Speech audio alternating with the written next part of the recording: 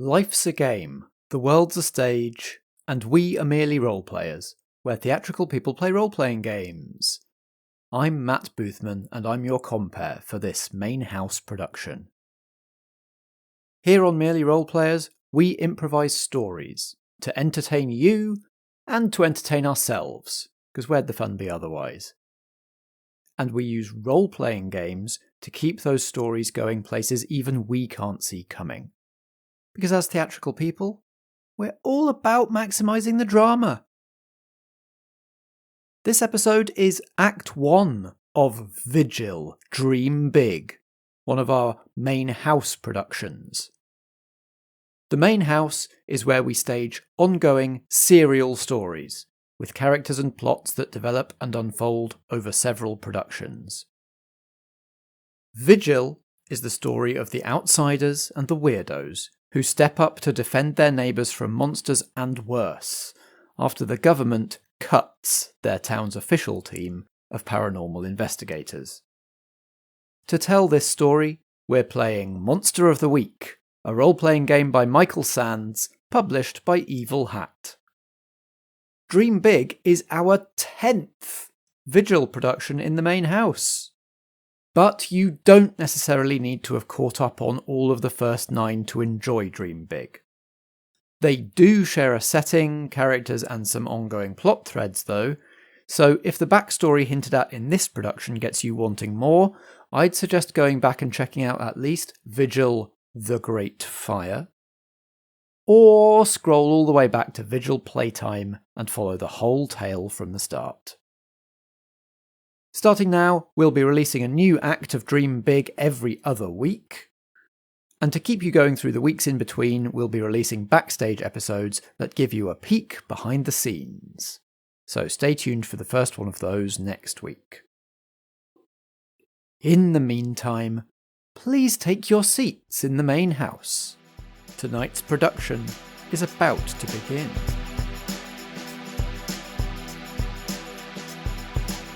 Vigil, a Merely Role-Players main house production. Dream Big, Act 1 of 4.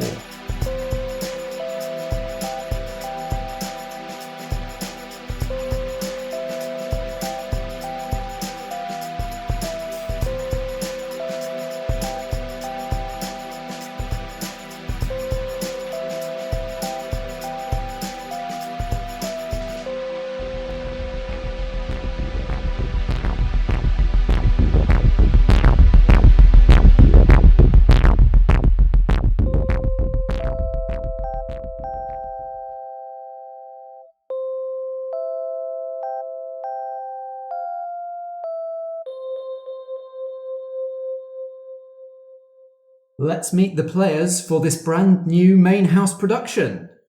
Hi, I'm Strat, and I am playing Briar the Monstrous. You'll have last met Briar while they were throwing Dave's character at a fiery demon. I am Dave. I'm playing Mick the Mundane, who was last thrown at a big fiery demon. Hi, I'm Helen. I'm playing Melody the Constructed. Melody was last knocking around with the scary horseman. Glad to have all of these characters together. There is kind of an interesting loop of incentives going on with these playbooks because we have a backstory where Briar likes to mess with Mick. Dave gets experience when he gets put in a situation. And Helen gets experience if she protects him and also is very good at doing that. So we might not even need a monster this session, honestly. Strat might fulfill that brief by himself. How are we all feeling? Everybody fired up and ready to dive back into Sherrydown and get some stuff done? Yeah, absolutely. Yeah. Diving into a slightly different Sherrydown. We cannot anymore count on people forgetting the weird things that they see, where things are happening to your other friend hunters that nobody understands. Everything feels like it's coming a little bit to a head. Oh, no. I wanted to sound nervous about that, but actually it's just more intriguing, isn't it? So Well, it seems like we're all ready to take the stage. We're all raring to go in the wings here, so shall we? Let's. Mick Mason awakes in darkness. Oh. Mick, you seem to have got yourself like all the way under the covers, so you're from head to toe. You're completely swathed, and the blanket feels sort of heavier than normal as well. Like feels like you don't normally sleep under a weighted blanket, but this feels like you are under a weighted blanket, or like maybe there's some like extra layers of stuff on top of it. What do you do? Well, I think I'll try and poke my head out. I'm worried I'm not going to be able to. Sort of questing for the edge of the bedclothes. Yeah, kind of wriggling around trying to find a bit of light. You can't find any. Okay, I will try and just stand. Can I feel the bed underneath me? Do I feel solid? Yeah, it feels solid underneath you. Okay, I'll do my best to stand up. Okay, as you're sort of engaging your core, you feel a pinprick in your thigh. Ow. I'm going to look at my thigh. You can't see anything. I'm going to try again. You still can't see anything. It's very dark under here. Oh, I'm going to feel it with my hands. I'm going to feel down my leg, down my thigh, see what I find. You feel that prick again. But no, I don't feel any physical thing on my leg, just the sensation of the prick. It feels almost just like a nerve twinge. I'm going to try and stand up again. Okay. Could you roll plus weird, please, for your no limits move? Oh, dear. To try and shake off the heavy weight of the covers over you. It shouldn't be this hard to get out of bed. That's not very high. That's a 4, so it's a miss. Something goes horribly wrong. Do I mark experience for that? You do mark experience for that. Super.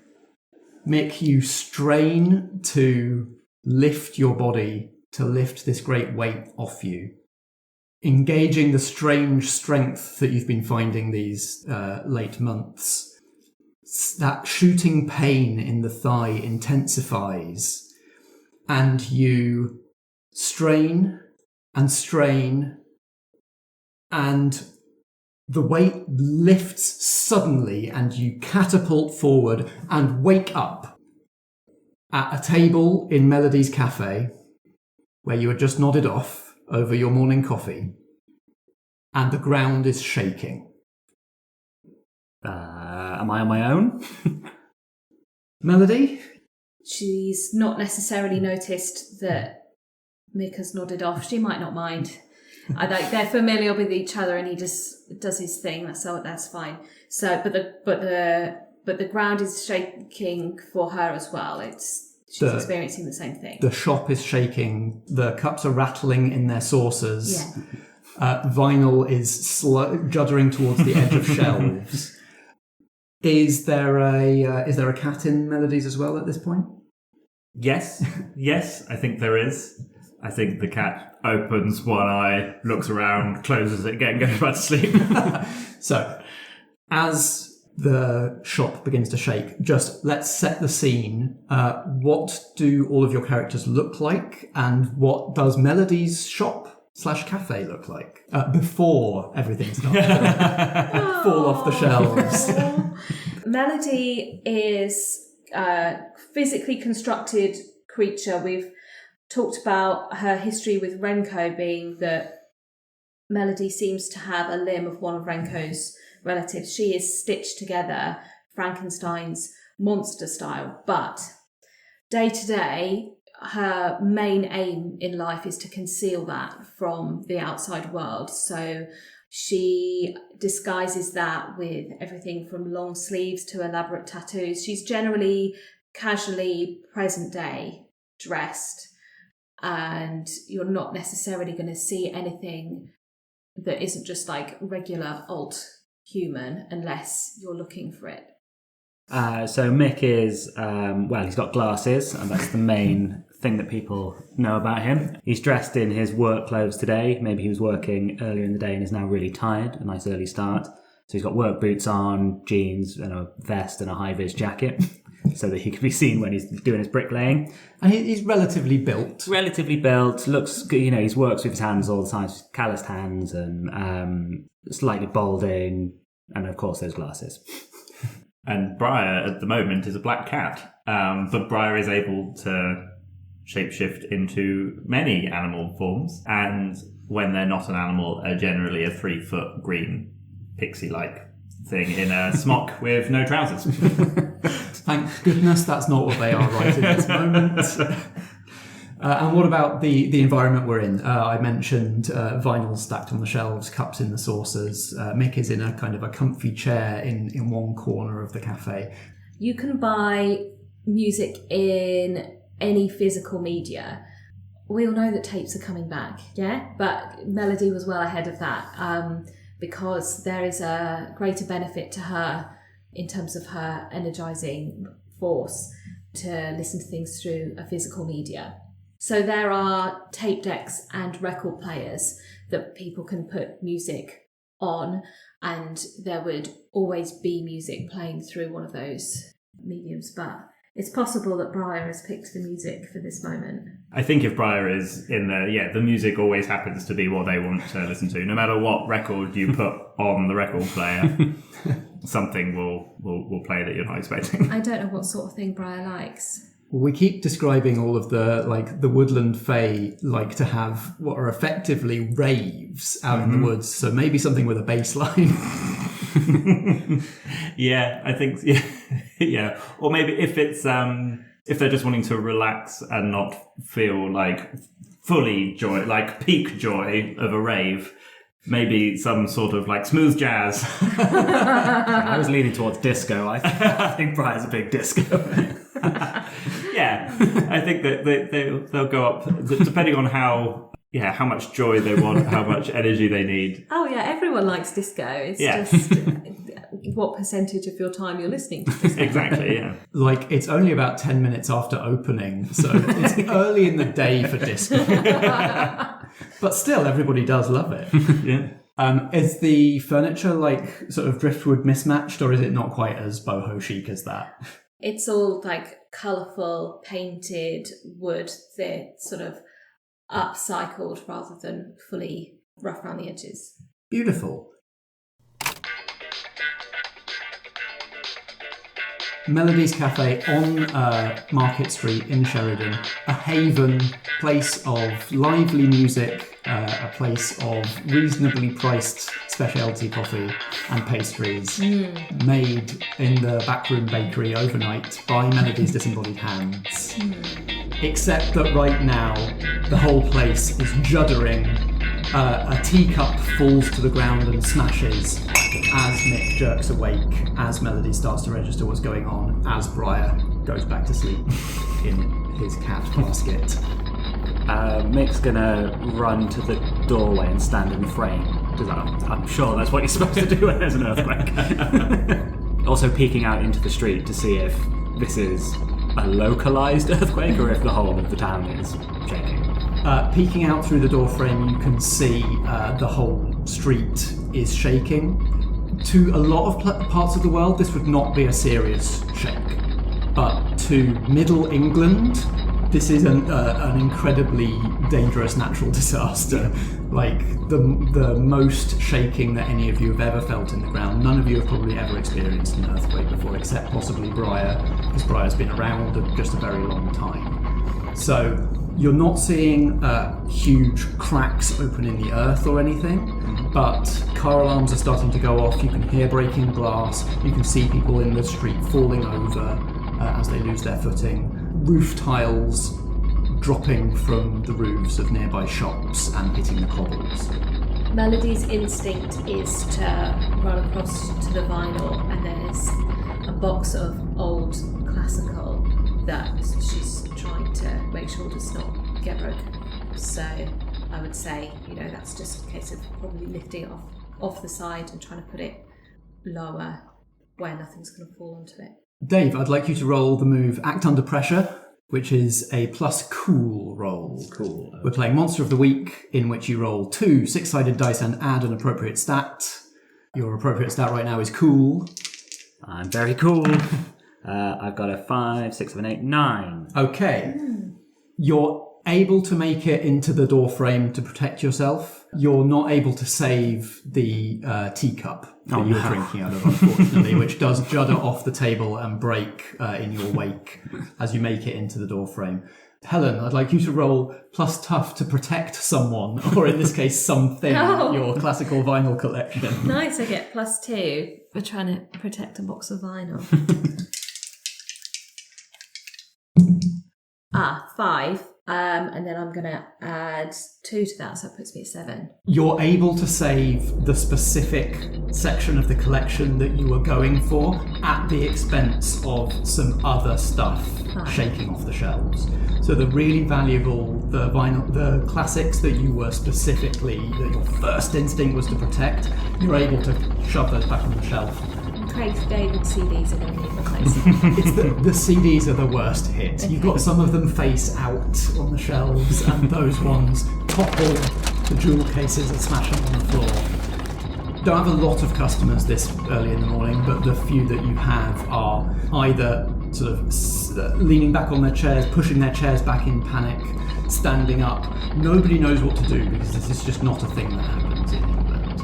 And as quickly as the panic starts, the shake subsides. And there's a moment of calm before Mick, you in the doorway of Melodies, looking out into Market Street, you see across the street what used to be an old department store, a pretty old construction. For the last several months has had plastic fencing and cones out in front of it while the road has been being redone by a company called Voop Regeneration in the wake of some damage that was caused to the cobbles a good long while ago.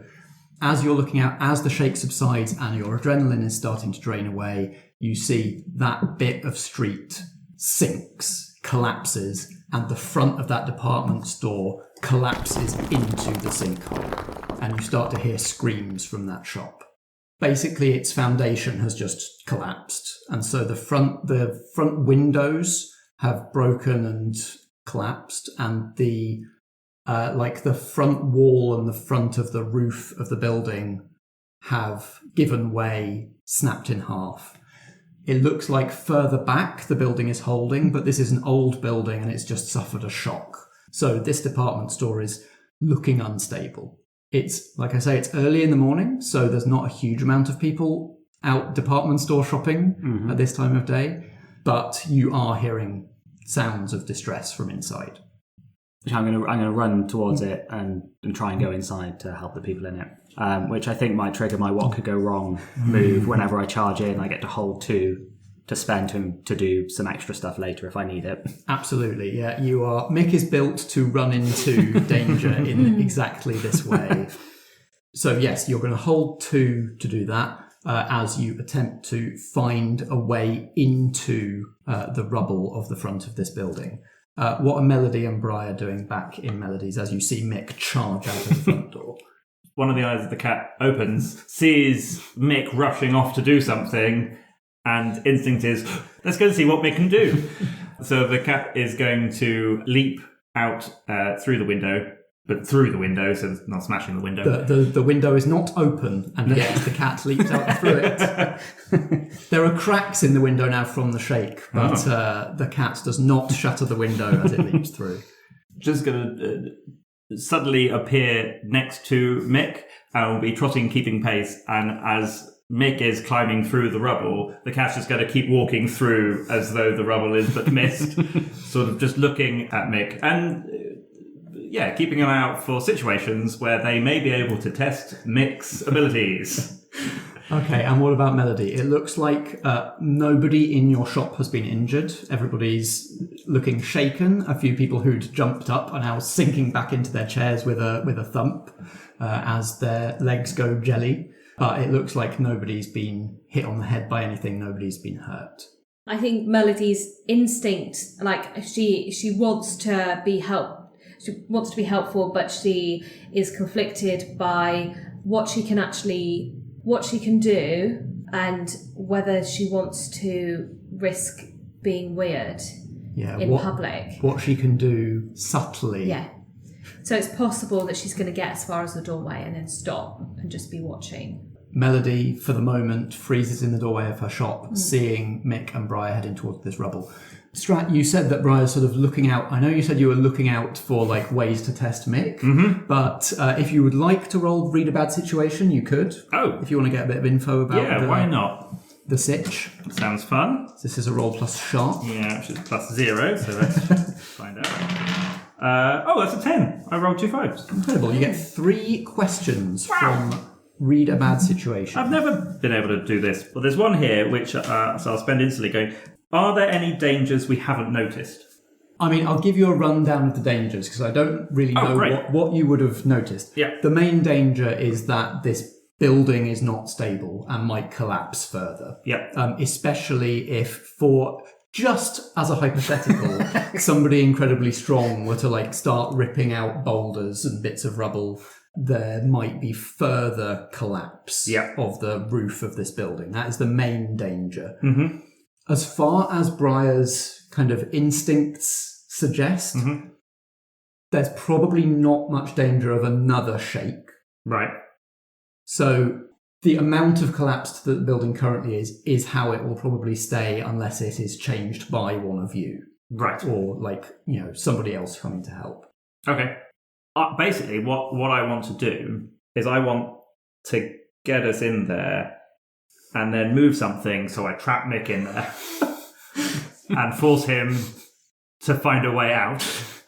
But, he doesn't need to know that Briar's done that. 2 heroes running into danger, one to help and one to cause more problems. Yes. Dave, what's Mick's plan if he has one, or what action does he take? I think he's just digging. He's still just trying to get through to the people he can hear inside. I think let's start with a protect someone. So that's a roll plus tough. Mm-hmm. I'm not going to force you to engage your magical strength straight away. A 5 + 1, so 6.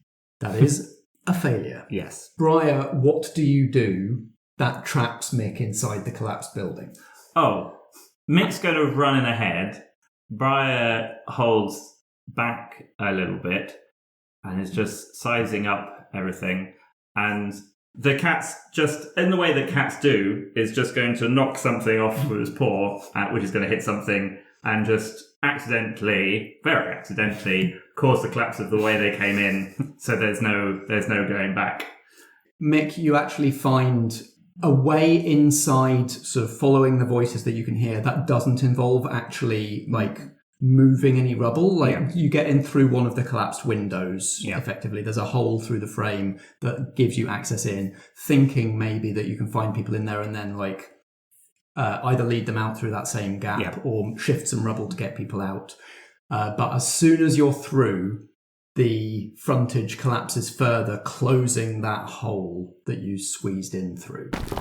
Melody, you see this from the door of your shop. What's Melody feeling at this point as she's sort of frozen, thinking, I want to help, I can't help because I'll expose myself, and then seeing Mick charge in and the shop front collapse and trap him in there? Yeah, panic. I think at this point she is going to be moving towards the front of the shop and to look a bit more closely, and then I think she'll be thinking about what she potentially knows or what someone else might know about around the back of the shop, because she's thinking about how to get people out. Incredible. Yeah, do you want to start? You definitely know Market Street well enough to know the nearest alleyway that would let you round the back of the collapsed shop. Yeah. Do you want to start heading that way? Yes. Great. Melody starts herring across the street towards the back of the shop. Yeah. There are sort of bystanders around, recovering. Some people sort of helping each other up where people have fallen and turned ankles and that kind of thing. Do you just want to charge on your own, or do you want to see if you can gather any a search party? I think she's just going to move on her own. Mick and Briar, you're inside a collapsed, very old-fashioned department store. It's dark. The windows have collapsed. The electricity has gone off. All of the electric lights have faded. but you can hear voices. The ceiling above you doesn't seem to be in imminent danger of collapse, but then again, you didn't think it was when you went in here, and then the front collapsed behind you. You can hear voices. You can hear somebody yelling, "I think somebody's really hurt." Mick's going to completely ignore the stuff falling down behind him and just run towards the voices that he can hear. Mick, I don't know whether you know this person, but Briar recognises the voice as Judith from the National Trust forestry team, who Briar's forest friends once rearranged her face. Yeah. She came out of that with I think, different coloured hair and a different sized nose. Yes, a very long nose, I believe. Yeah. So it's her voice that Mick is running towards. Basically, in a heap of fallen clothes racks, you find Judith. Thankfully, the front of this department store was clothes rather than too much that's breakable. Lots of soft things. It wasn't a knife department. It wasn't a knife department, thankfully. Feeling through the dark, as your dark vision starts to kick in, you discover Judith in this heap of clothes. "Oh, who is that? I think somebody's really hurt. I think I found a hand." Are you holding the hand? Yes. Is it connected to anything? It doesn't seem to be. Do you want to give it to me? Yes. I'll take the hand away from them. Yeah, in the dark, you are handed something that feels very much. You feel the touch of a human hand in a human hand on your human hand. I will. You're left holding a hand. I don't know where to put this. I'm just going to put it on the. But I won't be able to find it again. Are you in the handbags? Yes, is there any handbags around? Stash it in a little backpack. Yeah, can I use my oops move to find a handbag? You can absolutely find a handbag. I'm going to pop that hand in there for later, and then I'm going to go back to trying to help. Are you hurt? I don't think so. I'm shocked. Are we stuck in here? Is there a way out? Is the whole place going to come down on us? We'll find a way out. Is there anybody else? Was the shop empty? Why are you in here? I needed new gloves for my shift. They're open, so there are some staff, but I didn't see any other customers. Let's try and find a wall or a door to the outside. So we're going to start feeling around in the dark for walls. Can you please roll plus sharp for read a bad situation? Okay. 6. You hear another panicky raised voice from upstairs. "Help! Help! Is anybody else in here? I think somebody's very badly hurt." Well, I'm going to tell because I don't know her name, but we're going to tell Judith to stay where she is. I'm going to go and find these other people. I'm going to run up the stairs and see if I can locate this other voice.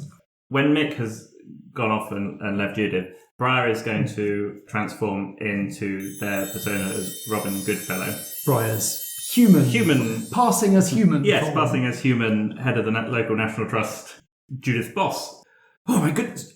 Judith, it's Robin, is that you? Robin, yes. Oh my goodness. What were you doing in here? Oh, I was buying some socks. There for your feet. So what? I think we need to move. There was just if we go through that way over there, I think it's safer through there. Let's go. She takes your hand and says, "Lead on." Excellent. And Briar is going to lead her away to somewhere that's probably more dangerous, and will have the knife department. China and glass. Just somewhere else where Dave will, where Mick will need to save her. And once having done that, we'll slip out of her grasp and, to her at least, just vanish. Robin? Melody makes it round to the back of the department store. There's clear damage, there's some cracks through the brickwork. Some of the mortar is displaced, and there's a sort of a cloud of brick dust in the air. But the back of the shop looks a lot more intact and stable. There is a staff entrance with, what it looks like when you've got the other side of a door with a push bar. There's nobody else around at the back of the shop. Are there any gaps that somebody who can detach a hand on purpose might send one through. I think there's definitely an air vent or like some, breeze blocks with the air gaps in them. Okay, yeah. So I think Melody will send her hand to make its way through with the intention of it opening that door. Melody detaches a hand, bloodless. Yes. There's no no outward sign of injury other than the fact that her wrist now ends in a stump. Mm-hmm. The hand scampers thing style down onto the ground, up some stairs, through a little air vent gap, and a moment later, the door swings open with Melody's hand just clinging to the push bar. Yeah, and we are invited to guess about the exact physics of that action. Yeah. Hands can jump, I'm sure they can, on their own. Yeah, so Melody's already close enough to the other side of the door that she can just grab her hand back, whack it back on, and start heading inside. Okay, and as you head into the back of the department store, you hear, "Robin?" Melody's just calling to see if anybody needs any help. Is there anyone there? "Yes, here. I can see light. Is there a way out there?" Head towards the light. In the light coming in through the opened back door, you see approaching Judith of the National Trust team. Again, I don't know whether Melody knows this person, but she is clearly a customer and not staff, and she looks lost and distressed. Okay. Just head on through, head down the stairs there, get as far away from the building as you can. I will. There are still some people inside, some staff, I think, and my boss, and and a bricklayer, and I think somebody's really badly hurt because I found a severed hand in there. Oh, okay, yeah. You carry on. I'm going to see what I can do here. Don't panic. She brushes past you and heads out of the back door. "Judith, rescued." As you rush in, you pass a cat that looks displeased. Mick, you're heading upstairs. The escalators are out, but there are escalators that are out are temporarily stairs. There is also a more stable staircase as well. The floor upstairs is on a slant because the whole front of the building has collapsed, and sort of many kind of display tables and things have slid towards the front of the building. Things with crockery and china, glass, knives, all sorts of dangerous items have slid towards the front of the building. I mean, there's no light still, is there? Because we're still in a very dark, falling down building. So I'm still going to just keep running around, listening.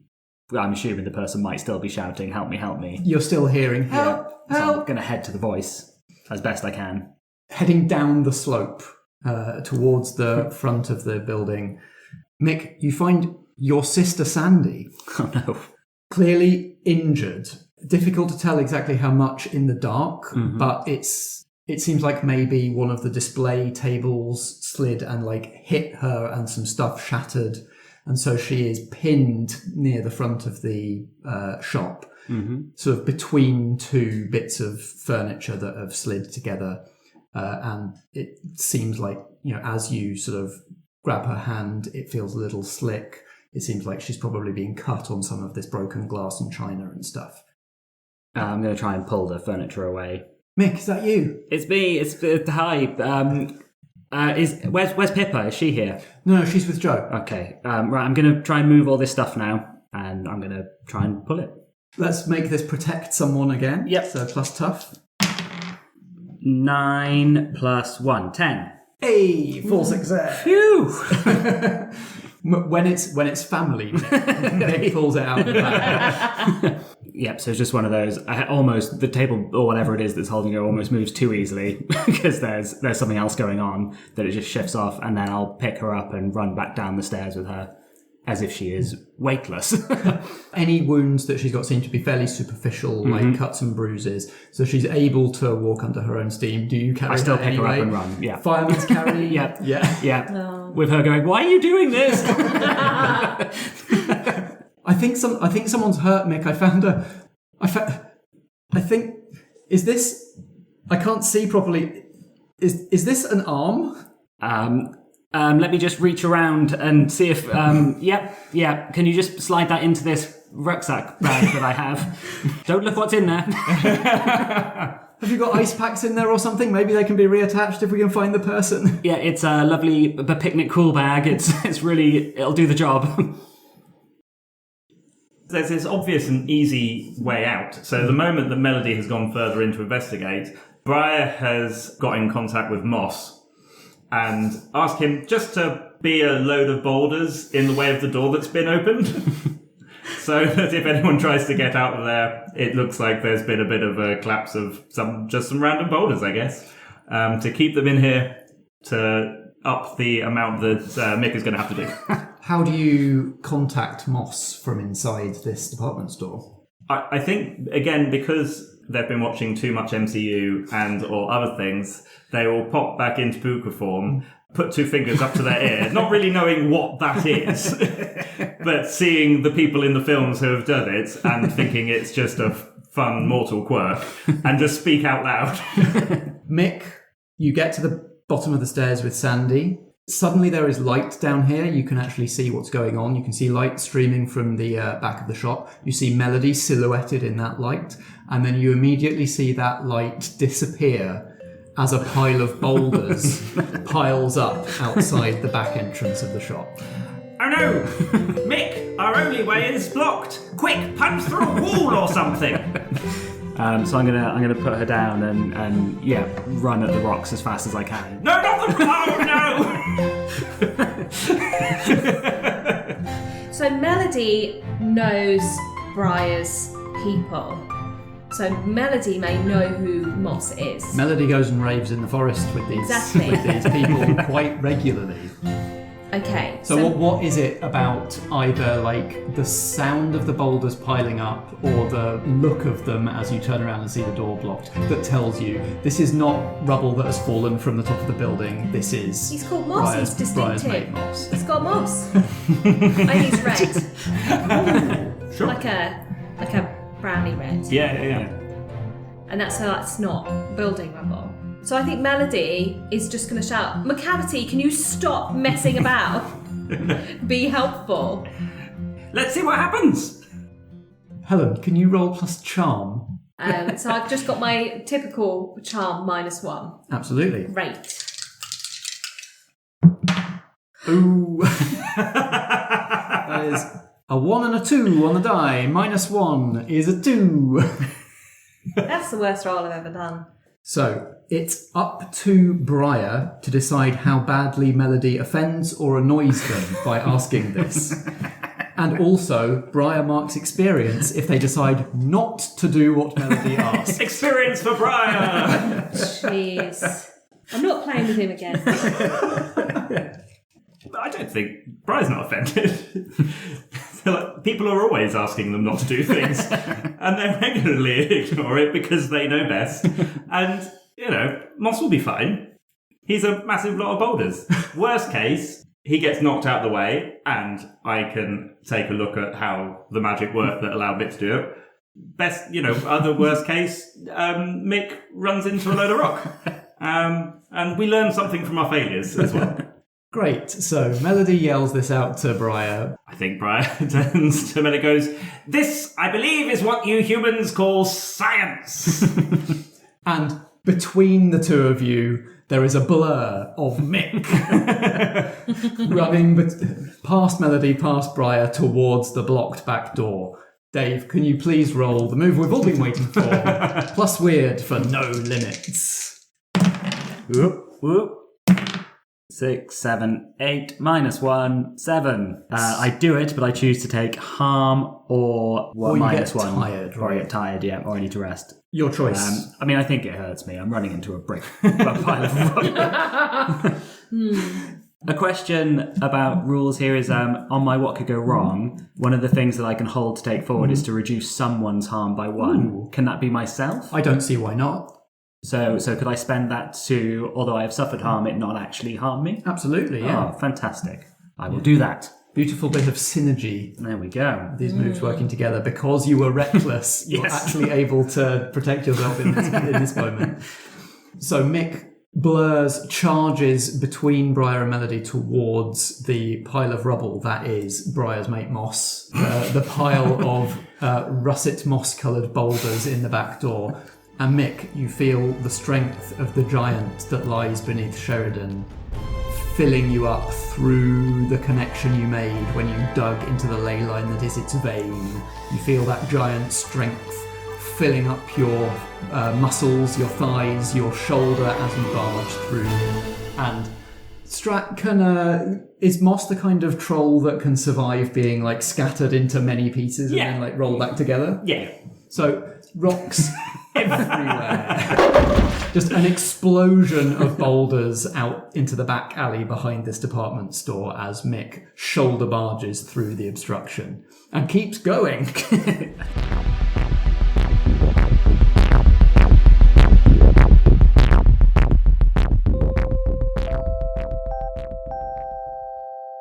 All right, lovies, it's me, Matt, your compere. I hope you've enjoyed Act 1 of this new main house production, Vigil Dream Big. There will now be a short interval of 2 weeks before Act 2, but we won't leave you in the lurch next week. We've got a backstage episode coming up where we look at the backstory connections between these characters, and also Strat sort of takes over the episode by introducing some brand new characters he made up because of a move he took. Stick around for the credits and the epilogue, but why don't we take a quick look through the programme while we're waiting for that? The Crit Awards, the Creator Recognition in Tabletop RPGs Awards, are open for nominations for this year. In case you don't remember from last year, this is a set of awards that are designed to be sort of peer-to-peer, everybody sort of nominating people that are roughly at their own level and throwing some recognition to people who are doing good work who might get overlooked by other sorts of big awards. So you probably won't see your Critical Roles or your Dimension 20s nominated in these awards. It's much more the sort of awards that people like us can actually get nominated for, which is amazing. The nomination stage is open till the end of May, and it's completely free choice in every category. So you're not picking from a multiple choice set of options. You can enter whatever you think deserves the award, and whatever gets the most nominations, those will go on the final ballot for everybody to vote on. We made it to the final ballot in a couple of categories last year, and we're eligible for a fair few again this year. So if you think that anything we've done over the past year and a bit is deserving of a bit of recognition, please do write us in on that nomination form. If you're a fan of Vigil, our Monster of the Week series, then Vigil the Great Fire, Vigil Chief Exec, and Vigil Fear Itself are all eligible for the Best Series award. And so are our studio productions Falling Cadence, The Queen's Dead, and The Office Party. Any characters and performers from those productions are also eligible. So you could, for example, nominate Ada Lovelace, Max Dashwood, or the Harlequin Ghoul for Best Villain, or Ernest Bering, Agent of Doom, for Best NPC. He made it to the final ballot last year. After his actions in Fear Itself, maybe he can go the distance this time. Or maybe you think after his actions in Fear Itself, he actually belongs in Best Villain this year instead.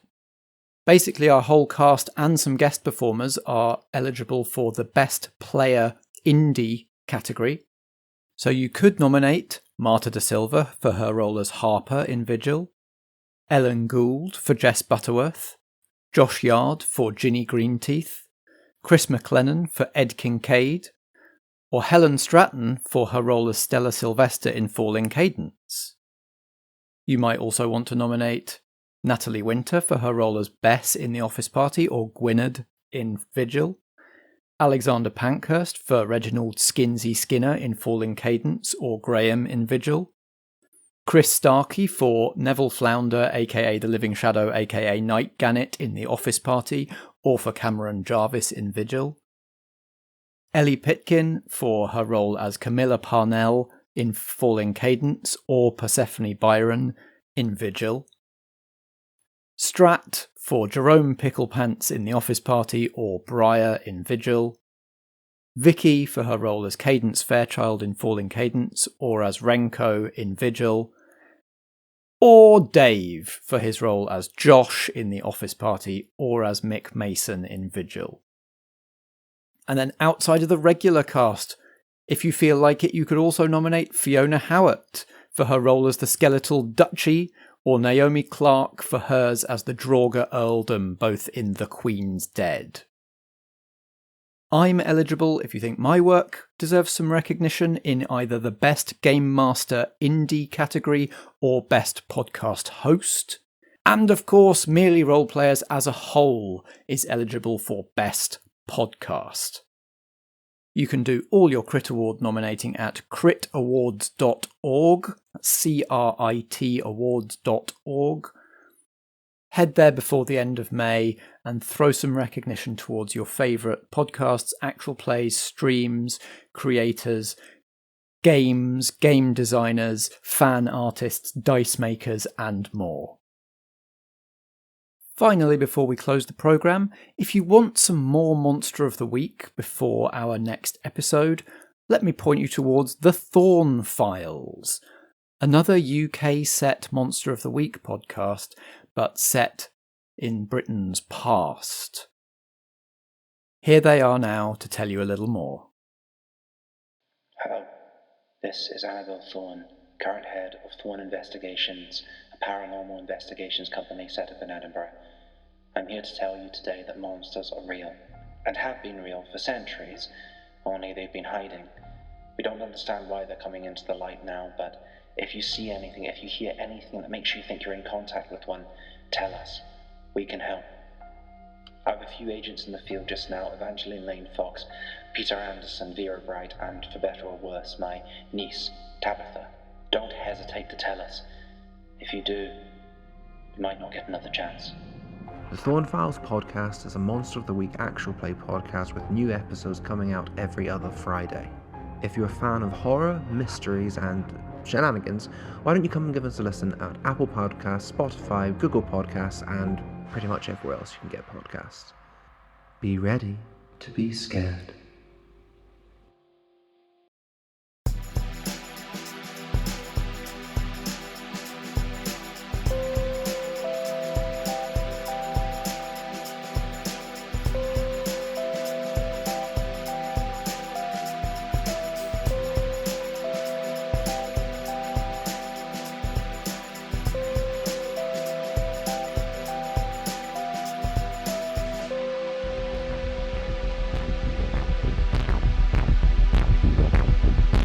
This has been Vigil, a main house production from Merely Roleplayers.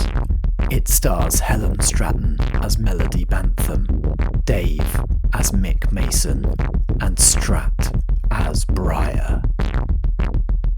I'm Matt Boothman and I play the supporting cast. Editing and sound design by me, and the theme music is by Alexander Pankhurst. We were playing Monster of the Week, a role-playing game by Michael Sands, published by Evil Hat Productions.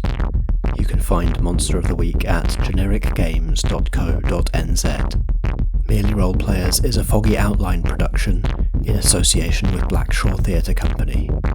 Until next time, if drama be the food of life, play on.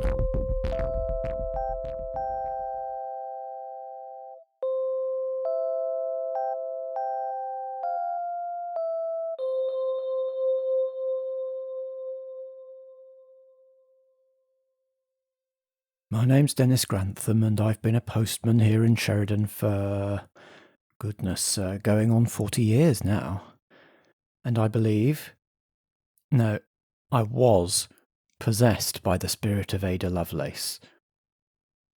And I've been reading up on my history since, and from what I can find in the library, it seems that everybody agrees she was a decent sort. But there must be something there that nobody knows, because her spirit was burning. The big fire over at the charcoal pits the day the floods dried up, I think that was something to do with her. It happened about the same time she let us all go. She burned my lungs and my throat, and she burned the thoughts right out of my head so she could make me do things. She made me try to hurt people, And I wasn't the only one. That's how I know I'm not just making it up. Hearing voices. PC Deepwater and Charlton the Lollipop Man and poor Beryl from the Calf, who she completely burned up. We all remember, all of us who survived. That's why I'm telling you. We're telling everyone. Hell is real. Demons are real. And they're coming. I think this might be the end.